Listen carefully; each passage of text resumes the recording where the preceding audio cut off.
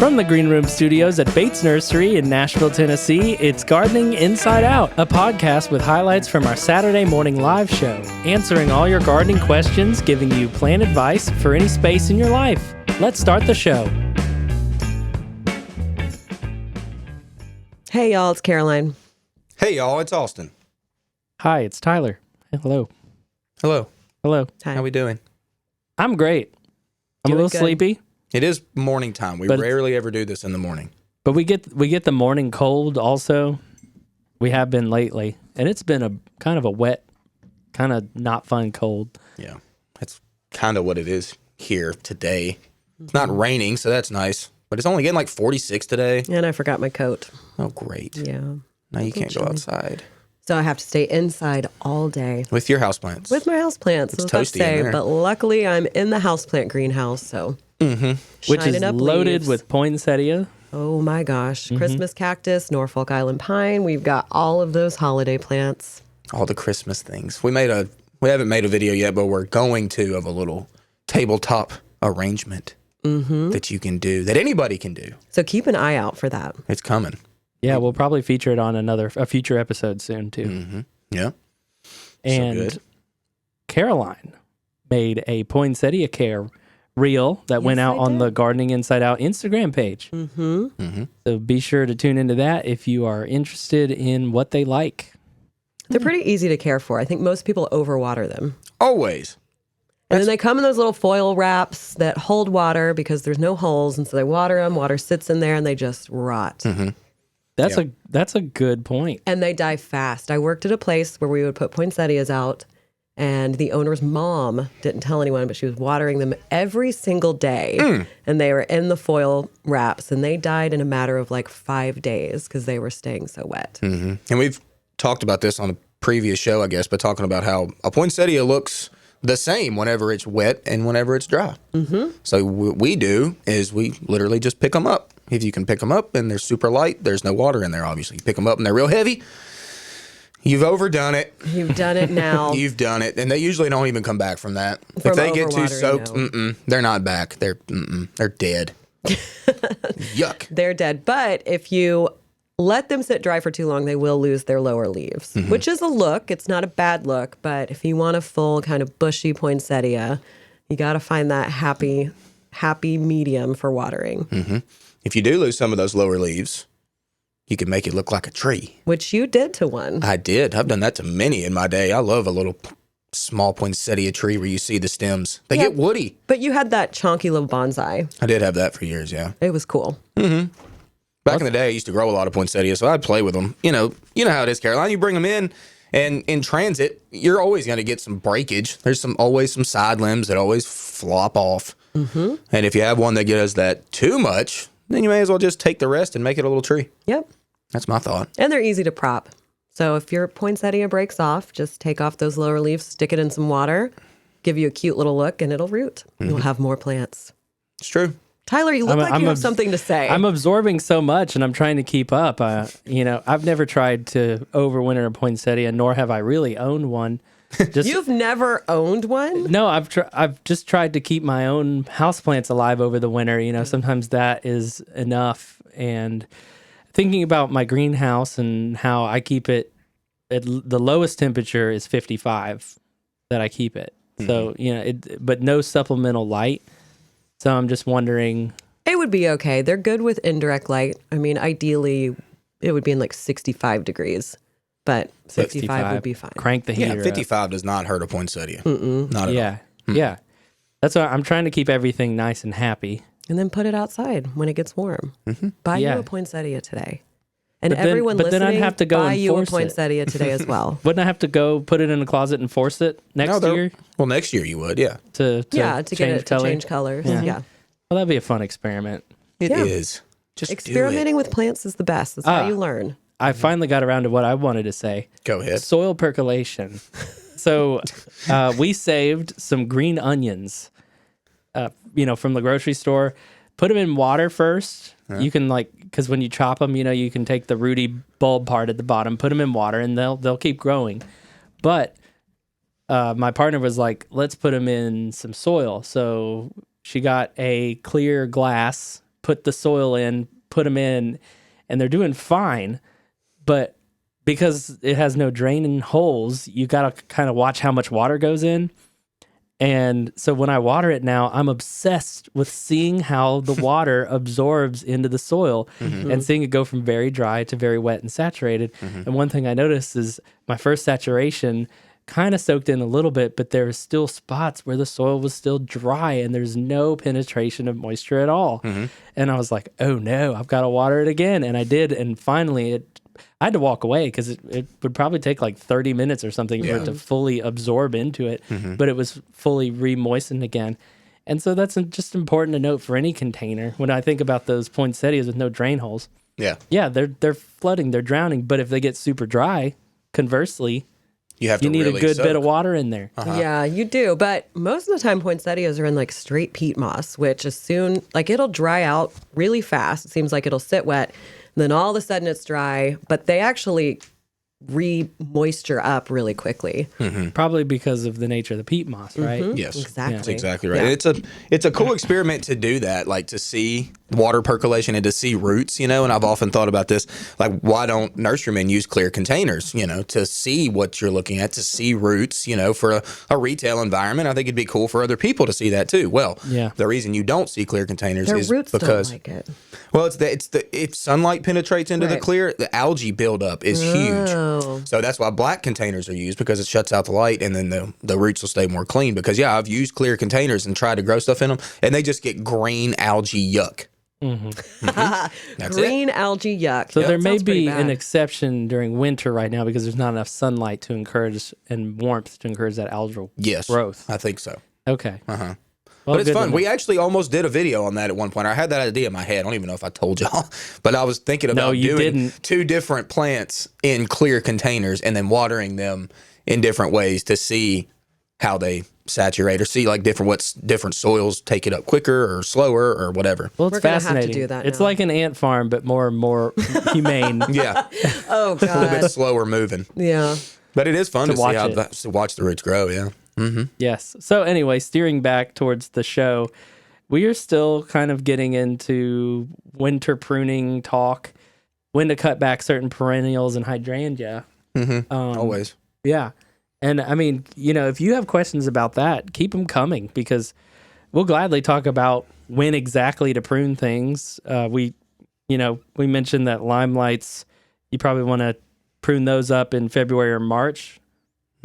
And unless you like them clean and you don't Well, want we always go through the big blooms up. debate of leaving the blooms or not. And Yeah. so we were answering yet another question about should I leave the blooms up? It's a heated topic on the show. But you'll hear about it in just a moment. I know sometimes we just need that conversation, like somebody needs to talk about it so they're not crazy, or at least I do sometimes, just air it out. Yeah, I get it. I mean, y'all know me. I'm clean. And this past week, I could not help myself anymore looking at that bed. I went on a cleaning rampage. You did. I did. You And there's converted just- somebody, Austin. Somebody yeah? messaged me and was like, I'm rethinking leaving my hydrangeas up now. Yep. She Like, saw your I love picture to and she clean. commented on It the, looks on so the good. post. Uh-huh. So It's those pictures are up on our pages, Facebook and Instagram, if you want to see it. before and after. Y'all called my petunias weedy. Well, I'm Rude. sorry, but without blooms on them, I call it like it is, Austin. I know. and so do you. You're right. That's why I cleaned them. I hated it. They did look like weeds, because a petunia without a bloom is no petunia. It's no at all. petunia at all. That's right. It's a no bloom ya. Oh, good one, Tyler. But anyway, I'm happy. At least my one side of my bed's clean. I got to get the other side done soon. We'll get before and after pics of that, too. I will. All right. Well, I'd say it's time to go ahead and get into the broadcast. I believe this was Saturday, December 2nd. December got it. is here. Wow. All right, let's do it.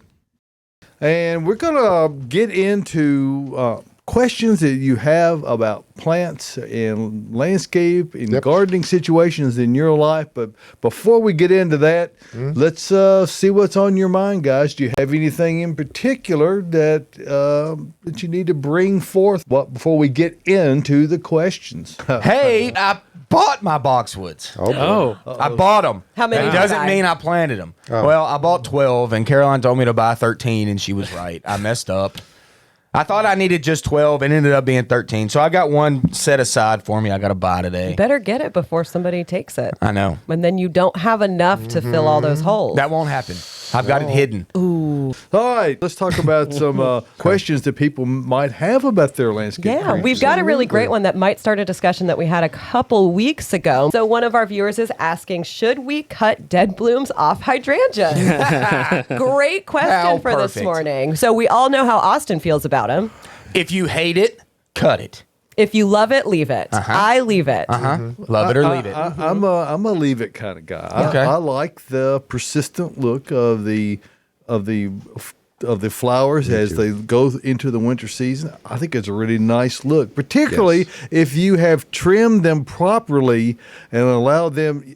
People who tend to not trim them hard at the beginning of the season to really make them thick and full, get a perhaps a floppy kind of a show of flowers that come up, Gangly, or perhaps because a heavy rain can weigh them down and break them over, they don't look quite as neat. But my Annabelles that I have at my house stay very nice and neat. Now, I don't have a picture here with me, but I like the look personally. Very good. Yeah, my limelights look great right now. And both, just so you know, both limelights and Annabelle type hydrangeas, you can certainly cut, and you can cut them to the dirt if you wanted to. You truly could.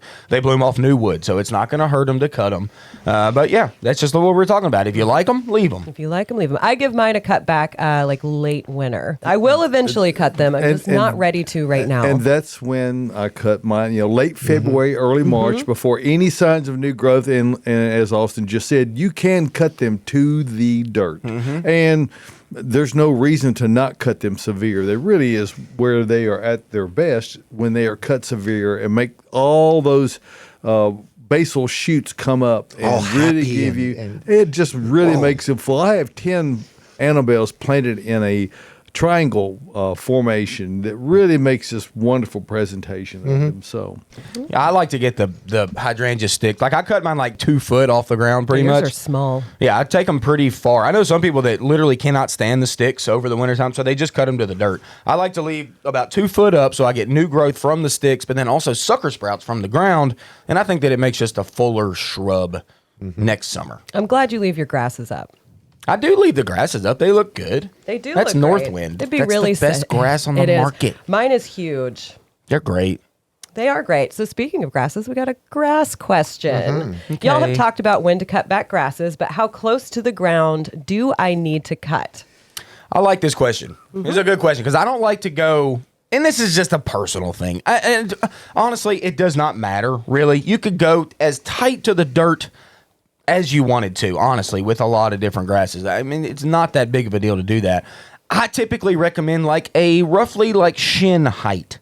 Okay? That's kind of where I like to go. I like to keep the old stems up and tight, and that way, like, the new stuff comes up in them, and it, like, holds it up a little bit it better. sounds like a German pruning method. Shin height. Shin height. Yes. Take them shin height. Good shin height.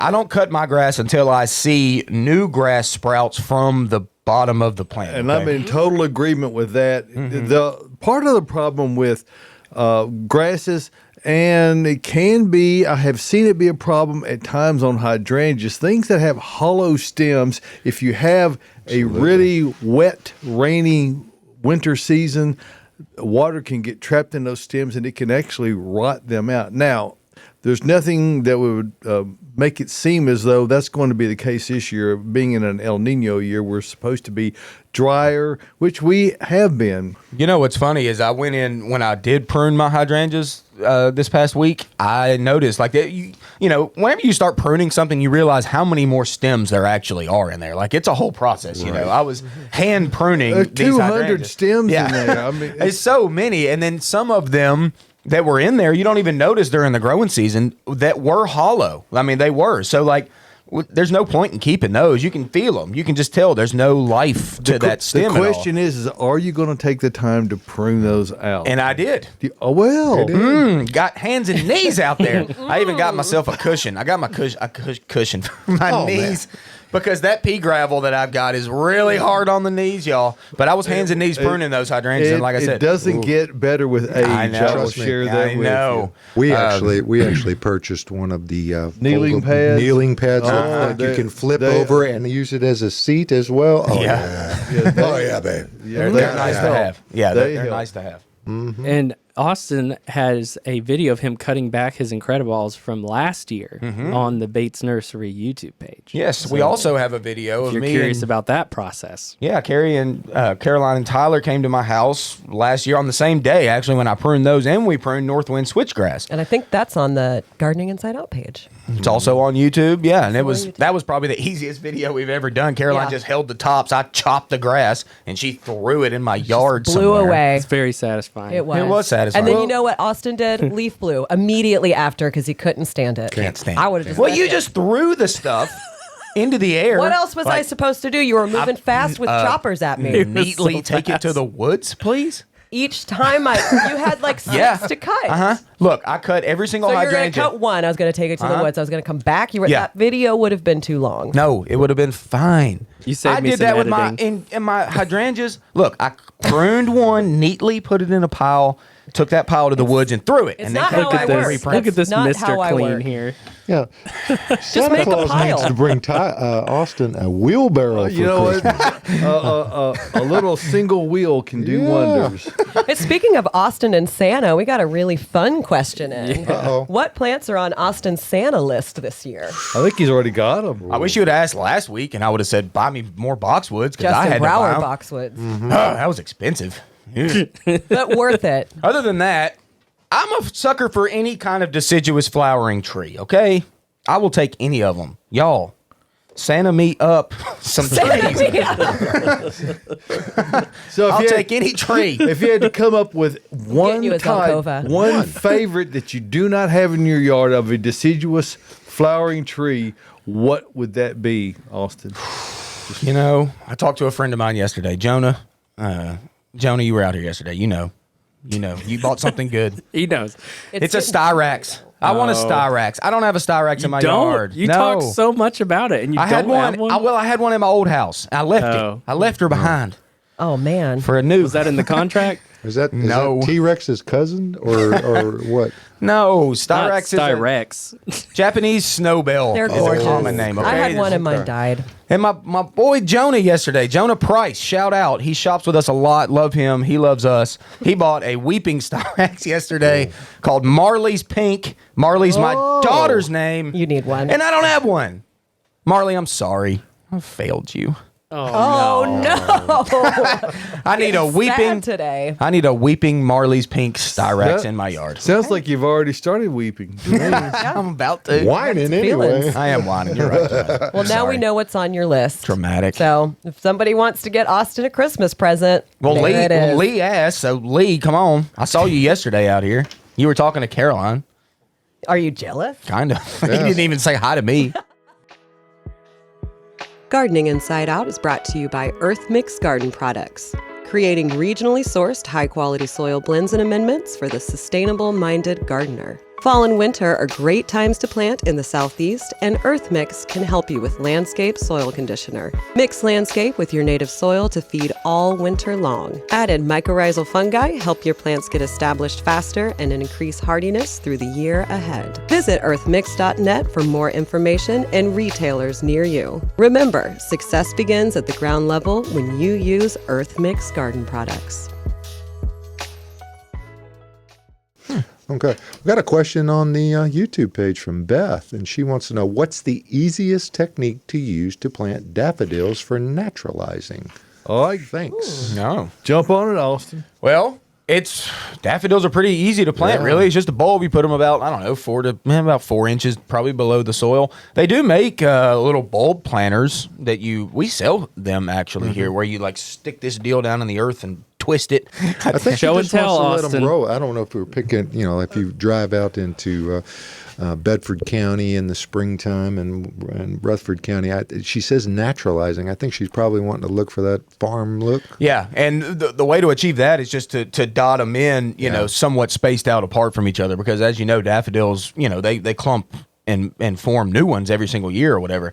So spacing them out, anywhere from 2 to 3 feet apart from each other and just dotting them all in. Lots of them. Oh, And the good thing about daffodils is they do naturalize a lot better than, say, tulips or hyacinths, in definitely. that they don't crowd themselves out and where they No. stops the blooming cycle. They really do continue to flower pretty well. They don't require having to be dug up. Right. At least they don't need it nearly as much as do other types of bulbs. So And they Beth, you gotta- naturalize quite well. Beth, you've got to take one and just stick it right in the middle of the front yard. 'Cause there's always one that's right there. And if Yeah. you're planting a bunch of them, I really Yep. like those little augers. Yep. That you can put on a little cordless drill. Oh, yeah. Those are great if you're planting a bunch of bulbs. that's a great because point. Great I've got day to one of do those. it I love tomorrow it. with the amount of moisture that's in the. If you've got an soil, irrigation yeah. system, it could be problematic Yeah. because you could be drilling Yeah. right through stuff. So Be just careful. mindful. Oh, danger zone. I love those things, though. You're right. Just pop that thing on the drill and just put it in the ground a couple times. Again, under Sound the table. effects on the say that show. again now. I did. Yeah, just Award-winning like that. sound effects on Look, I've Gardening used the drill Inside 6 Out. billion times. I know what it sounds like. You have used it a lot. I've seen you use the drill a lot. Well, we've got another question about daffodils. So let's hop on that. My daffodils started sprouting. Will they be okay for the spring? Oh, no. Or just die back again? They're going to die forever. No, they're not. They're going to die forever. They're not. At This least has you been a never year fully for that. die. This is a great question. We had this a couple weeks ago with garlic, which was the same thing. You planted the garlic a little early. Not that you planted your daffodils. They may have just been, naturalized and Right. come up. Yeah, I said that wrong. Daffodils. Fancy. And so, but no, not the end of the world that your daffodils are already come up. Now, will they suffer some injury through the wintertime on the tipmost part of that plant? Yes, you're going to see that. It'll probably actually even turn mush Yep. on the very most tip of the daffodil. But it will push up through that in the spring. And I've never had a year or ever seen a year where daffodils did not bloom. Now, do they sometimes bloom tall and then sometimes bloom short? Yes, that does happen. But every year they bloom, even if we get late frost freeze or this year warm weather late in the season where they're wanting to sprout. So just stick with it. They're going to be fine. I promise. Somebody tell, else yeah. would like to know what the answer is to this. I brought my hibiscus trees in for the winter. Looked the other day and the blooms were covered in fuzzy gnats all over them. Took them outside immediately. Couldn't imagine all those bugs in my house. What are those and what do you do for that? Tell Fuzzy him. gnats. Tell her. Go Fuzzy ahead. gnats. Fuzzy. Now, I mean, aphids is a big thing with assuming woolly hibiscus, aphid. but yeah, it could be woolly aphid. Those. Woolly aphids would be my guess. Yeah, in Yeah. the greenhouse when we get tropicals in, they're a magnet for aphids. Now they're not woolly aphids that I usually deal with on hibiscus here, but I just spray them off with water, and Yeah. that doing it a couple times usually helps treat it. At least in my experience. But if you're bringing them in, I mean, you definitely don't want to bring that into your home. So you might need to use something a little more powerful. Yeah, you might ultrafine sun spray oil or maybe Neem? it could be neem oil, and those are great as preventatives. Yeah. But the neem oil is really not an insecticidal insecticide. soap Yeah. is another really good way. And aphids are pretty easy to control, but it's a good idea to take them outside before you spray them, particularly on a mild weather day like today. Yep. Now, mine have got my Hibiscus. hibiscus, lobiscus, we call him. I brought it in, and it's developing a shiny substance on the leaves, and it's just it almost like That's honeydew. Maybe. from the aphids. Like Might have it. aphids too, yeah. Yeah. Okay. Bet that's exactly what it is. Okay. Yuck. I mean, hibiscus, the blooms only last like a day on hibiscus. So I'm wondering, let's just go ahead and cut them off. Let's just cut off the blooms. Okay, let's go into dormancy. Yeah. It's And you- time. and Yep. you can clear off all that bad foliage and stuff and Just start clean 'em. anew. Yeah. Bouncing back to daffodils real quick. Do daffodils bloom the first year you plant? Yeah, if you plant them in the fall. Mm-hmm. Yeah. I mean, Yeah. Yeah. They do. we still have a few. Or you don't for want to now? wait till spring to plant them, so plant them right. Well, if Yeah, they're in a Well, pot, they're the earliest spring bloomer. if they're in a pot when you buy them with buds up on them, then the answer is also yes. Yes. But they technically were planted in the fall. Yeah. They just happen to be in a pot that you bought in the spring. But yes, Yeah, they will. there's certainly fall bulbs versus spring bulbs, and we obviously carry them at the right time for you to buy them, and we still have some daffodils I think in the garden center right now. You could still slam in the ground, and they'll bloom in the spring. Slam in the ground. Slamming bulbs in the ground. Love it. All right, let's take a shift to houseplants. Let's Leaves go. from my rubber tree are turning brown and drooping. Do I need to move it away from the window with the winter cold, or is it more likely a watering issue? Now, when they start drooping, with rubber trees in particular, I do find that that's more of a lighting issue.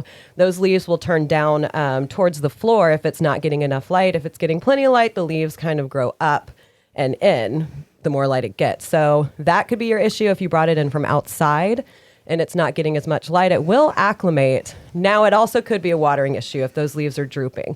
Now, with you saying that they are brown and drooping, that to me sounds more like it could be a fungal issue. My Ficus elastica rubber tree, they tend to get them, I don't know why, more easily than most other ficus. And it's pretty easy to treat. I would suggest removing any leaves that look like they have any kind of damage on it and just spray it with a fungicide. You can use neem oil or get something else, but send us a photo so I can take a look at it and just give you better information by looking at it. But again, drooping is usually it's not getting enough light. And those leaves really come off quite easily, particularly when they're looking bad. You just kind of give them a little They just kind of fall off. Just snap them right off, Yeah. you know, and because they're going to come off anyway, so you can really help facilitate that. Make it. If they need to move the rubber tree, they better not count on the ants doing it for them. No, not around these parts anyway. And they definitely don't want to take it away from the window. I mean, No, don't take it away from the They window. need light. The cold doesn't really affect it that much unless it's really, really drafty. And with mine, I put mine outside on my porch through the spring and summer. I brought it in, and I did have a couple of the lower leaves turn yellow and come off.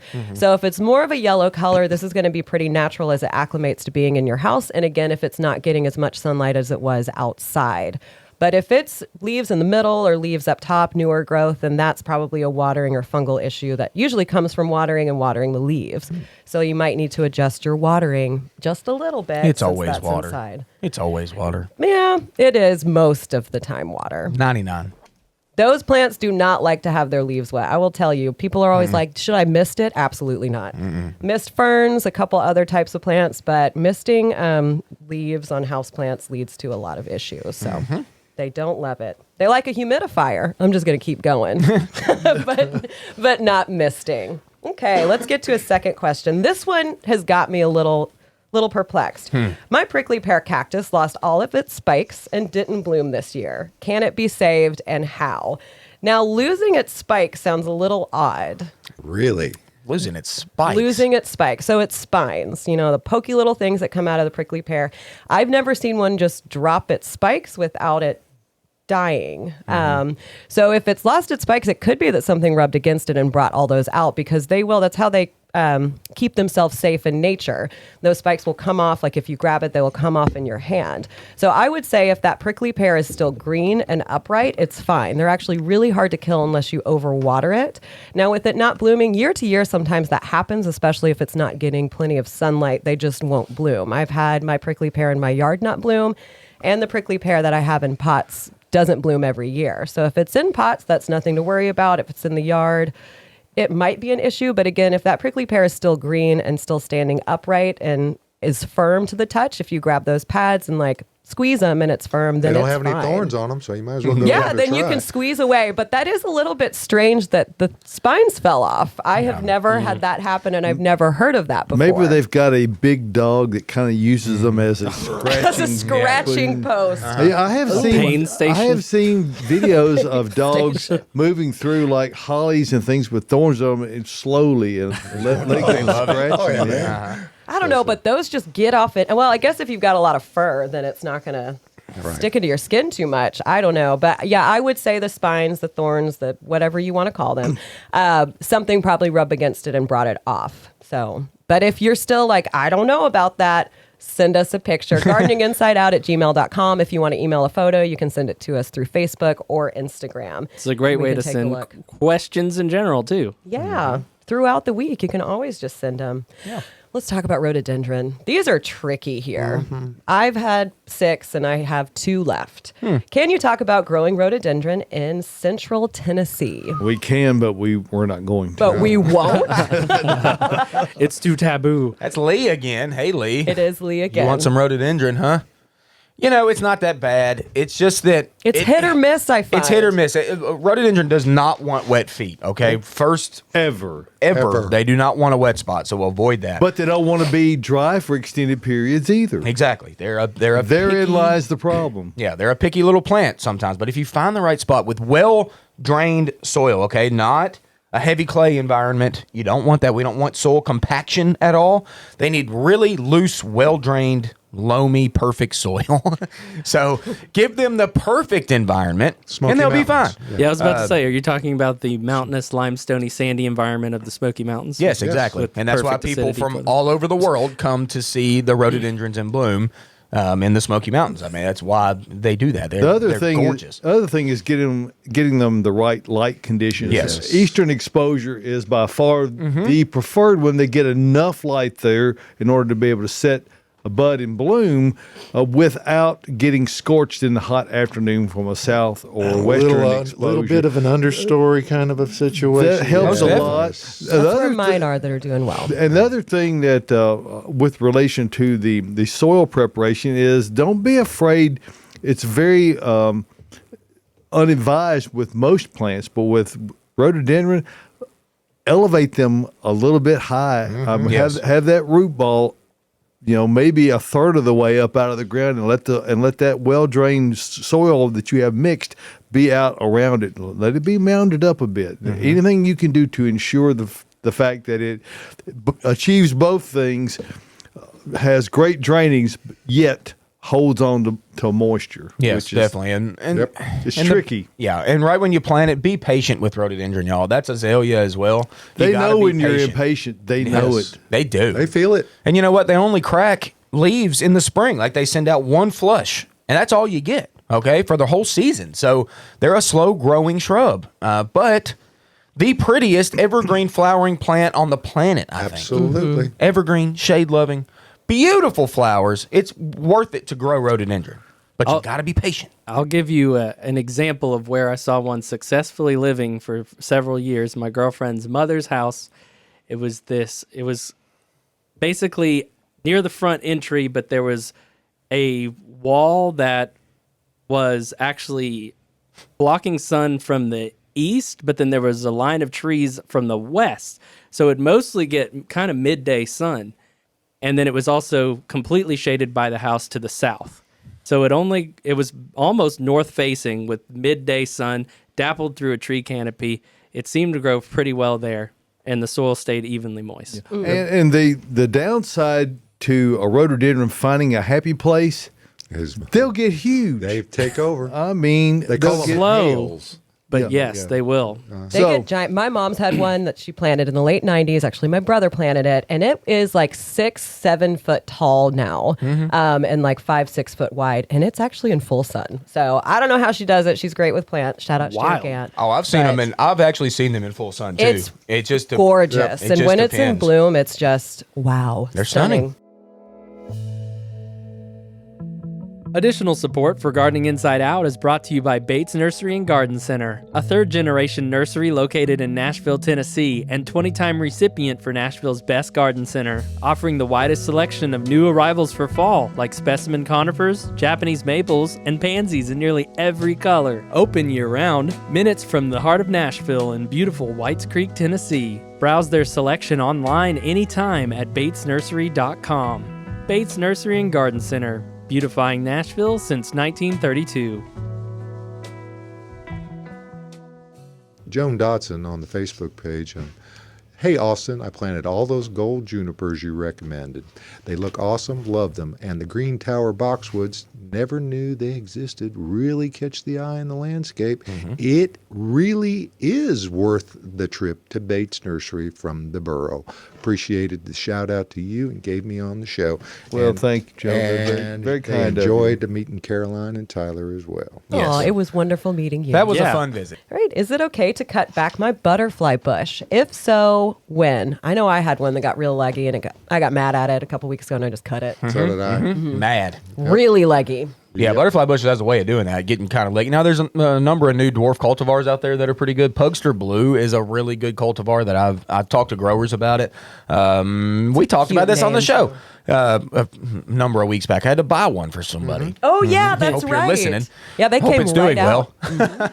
But anyway, yeah, a lot of the old school varieties of butterfly bush can get really leggy, really big. So yes, now's the time to do it. They're totally dormant. Let's go ahead and cut them back, and they'll be fine. Yeah, not all new cultivars that come out are superior, but I will say as a group, the Buddleia or butterfly bush cultivars are a major improvement over the old ones because they would just get so big, so leggy. You really had limited places they could even be used in a landscape situation because of how huge they would get. Just take over. Yeah, you're right. You're Risha totally said right. the butterfly bush is doing great, by the way. Oh, good. Yay. Hey. Glad you're watching.